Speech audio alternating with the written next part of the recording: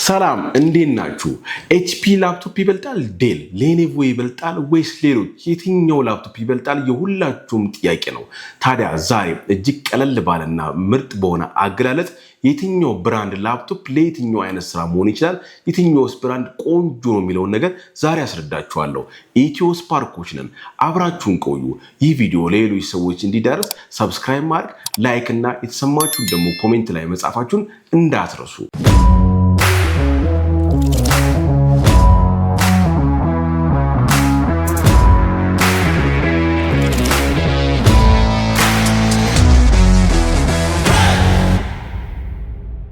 የትኛው ብራንድ ላፕቶፕ የሚበልጥ ይመስላችኋል? ዴል፣ ሌኖቮ ወይስ ኤችፒ? የትኛውስ ላፕቶፕ ቆንጆ ነው ምርጥ ነው ብላችሁ ታስባላችሁ? የእናንተን ሀሳብ ኮሜንት ላይ አስቀምጡልኝ። እኔ ግን ልንገራችሁ፣ ዴል ይበልጣል ኤችፒ፣ ሌኖቮ ይበልጣል ወይስ ሌላ የሚለውን ጉንጭ አልፋ ክርክር ለመቋጨት ቆንጆ መፍትሄ የሚሆነው መጀመሪያ የትኛው ፕሮሰሰር አይነት ታይፕ እነዚህ ላፕቶፖች ላይ ተገጥሟል የሚለውን ነገር ማወቅ እጅግ ቆንጆ ነው። ታዲያ ላፕቶፖች የራሳቸው ፕሮሰሰር የላቸውም። ኤችፒ የራሱ ፕሮሰሰር፣ ዴልም ሆነ ሌኖቮ የራሱ የተገጠመለት ፕሮሰሰር ወይም የራሱ የሚያመርተው ፕሮሰሰር የለውም። እንዲሁም ደግሞ ስቶሬጅ ታይፕ እና ራም፣ ሌሎችም ነገሮች ካምፓኒዎቹ የራሳቸውን አያመርቱም።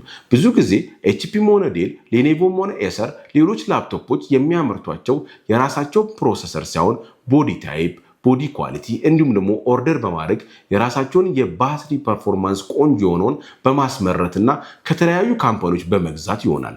ታዲያ ፕሮሰሰርን በማምረት እጅግ ታዋቂ የሆኑ ዓለማችን ላይ ያሉትን ፌመስ ፕሮሰሰር አምራች ካምፓኒዎች ልንገራችሁ።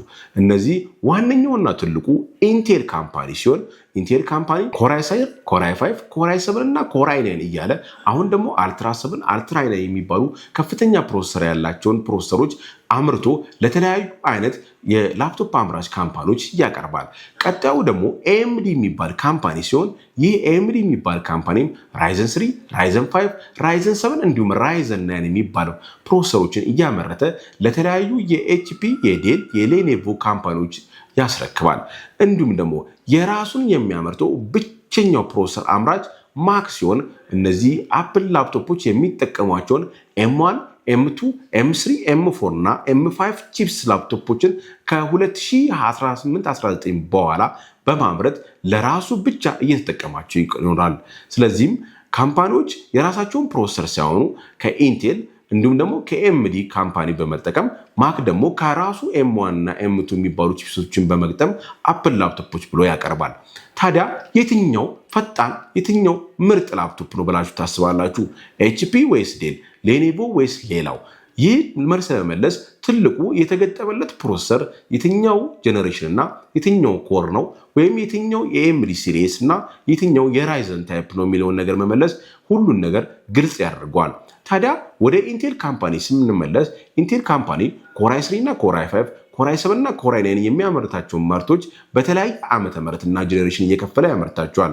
ለምሳሌ 8ኛ ጀነሬሽን የሆነ ኮር i5 ላፕቶፕ የሚመረተው በ2018 የተመረተ ሲሆን በ2018 ኮራይ 5 8ኛ ጀነሬሽን፣ ኮራይ 7 8ኛ ጀነሬሽን፣ ኮራይ 3 8ኛ ጀነሬሽን እየተባለ እንዲሁም ኮራይ 9 8ኛ ጀነሬሽን ተብሎ ይመረታል። 2020 ደግሞ 10ኛው ጀነሬሽን ኮራይ 5 10ኛ ጀነሬሽን፣ ኮራይ 7 10ኛ ጀነሬሽን እየተባሉ ይመረታሉ።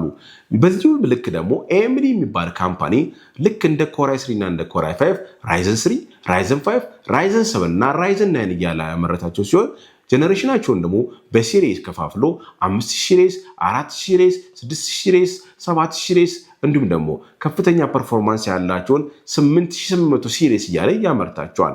ታዲያ ወደ ጥያቄያችን ስንመለስ እነዚህ ኤኤምዲ ወይም ደግሞ ኢንቴል የተገጠመላቸው ኤችፒም ሆነ ዴል፣ ሌኖቮም ሆነ ኤሰር ሌሎች ላፕቶፖች ከፍተኛ ፕሮሰሰር የተገጠመላቸው እና ከፍተኛ ጀነሬሽን ካላቸው የተሻሉ ናቸው ማለት ነው። ይህንን በምሳሌ ለማስረዳት አንድ ኮር i9 ሆኖ 10ኛ ጀነሬሽን የተገጠመለት ዴል ላፕቶፕ ኮር i9 ሆኖ 11ኛ ጀነሬሽን ከተገጠመለት ኤችፒ ላፕቶፕ እጅግ አነስ ያለ ፐርፎርማንስ ያለው ፕሮሰሰር ተገጥሞለታል። ስለዚህም ዴሉ አነስ ያለ ፕሮሰሰር አለው ማለት ነው። ይህ ማለት ብራንዱ ዝቅ ያለ ነው ማለት አይደለም። ለምሳሌ ኮር i9 ሆኖ 13ኛ ጄኔሬሽን የተገጠመለት ዴል ላፕቶፕ ከኮር i7 ከሆነ 10ኛ ጄኔሬሽን ከተገጠመለት HP ላፕቶፕ ጋር ብናወዳድረው ኮር i9 ሆኖ 13ኛ ጄኔሬሽን የተገጠመለት ዴል ላፕቶፕ እጅግ ፐርፎርማንሱ ከፍተኛ ነው ማለት ነው።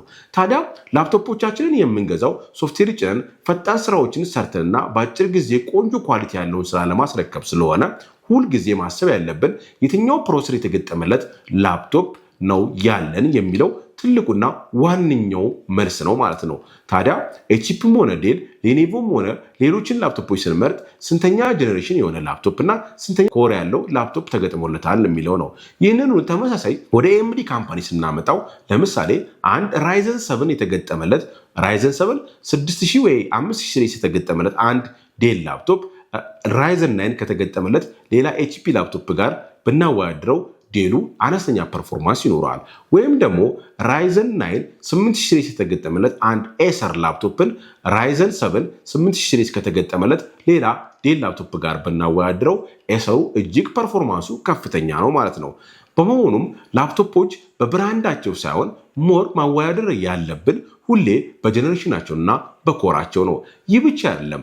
ላፕቶፖች ብዙ ጊዜ ፕሮሰሰርን ብቻ ሳይሆን ከተለያዩ ካምፓኒ የሚገዙት እነዚህ የላፕቶፕ ካምፓኒዎች ኤስኤስዲን ለምሳሌ ኤስኤስዲ 512GB ኤስኤስዲን የሚያመርቱ ብዙ ካምፓኒዎች ውስጥ አንደኛውና በተለምዶ የምናውቀው ሳምሰንግ ኤስኤስዲ እንዲሁም ደግሞ ቶሺባ ኤስኤስዲ እንዲሁም ደግሞ ሌኖክስ የሚባሉ ኤስኤስዲዎች እና የተለያዩ አይነት ኤስኤስዲ ታይፖችን ከነዚህ ኤስኤስዲ አምራች ካምፓኒዎች ኤችፒም ዴልም ሆነ ሌኖቮ ኤሰርም ሆነ ሌሎች ብራንድ ያላቸው ላፕቶፖች በመግዛት ኤስኤስዲውን በመግጠም ራምም ሲሆን ከተለያዩ ራም አምራች ካምፓኒዎች በመግጠም ሃርዲስክም ሲሆን እንደዚሁ ሃርዲስክ ከሚያመርቱ አምራቾች በመግጠምና ብራንዳቸውን ወይም ሞዴላቸውን በማስተካከል ቆንጆ የተለያዩ ላፕቶፖችን ያቀርቡልናል። ታዲያ እርሶም የሚፈልጉትን ስራ ለመጠቀምና የሚፈልጉትን አይነት ላፕቶፕ ለመግዛት ወደ ስቶሮች ወይ ወደ ሾፖች ሲሄዱ ዴል ነው ቆንጆ ኤችፒ ነው ቆንጆ ከሚለው ይልቅ የትኛው ጄኔሬሽን የሆነ ዴል ላፕቶፕ ወይም የትኛው ኮር ከፍ ያለ ኤችፒ ላፕቶፕ ይሻለኛል ብለው ከቤቶ ቢወጡ ሁልጊዜ እንመክራለን። ታዲያ ይህንን ቆንጆ መረጃ እንዳገኙና ላፕቶፖችን ለመግዛት ወይም ለመምረጥ ቆንጆ ኢንፎርሜሽን ወይም መረጃ እንዳገኙ ይሰማናል። ታዲያ ደስተኛ ከሆኑ ላይክ በማድረግ እንዲሁም ደግሞ ሰብስክራይብ ቻናላችንን በማድረግና ለወዳጅ ለዘመዶ ሼር በማድረግ ቻናላችንን እንዲያሳድጉልን ከወዲሁ እንጠይቆታለን። እኛ ኢትዮ ስፓርኮች ነን።